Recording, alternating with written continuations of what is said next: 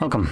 In front of me is a Microsoft Surface Duo, and today I will show you how to copy contacts from your SIM card to the device on here. So anyway, let's get started by opening up the standalone contacts application, which is right here for me.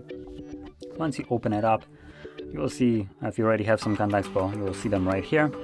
But you want to tap on the three bars right here where I have this red dot, and then scroll down to settings, scroll down again to import, and then select import from SIM card.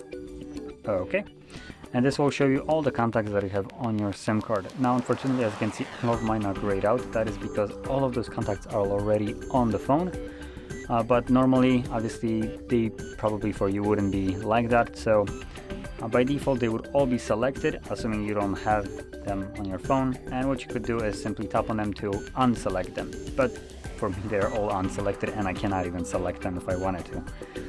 So anyway, once you have selected the contacts that you want, you will have an import button right here, which you press, and it will give you a message that X amount of contacts have been imported. And when you go back, you will be able to see them right here.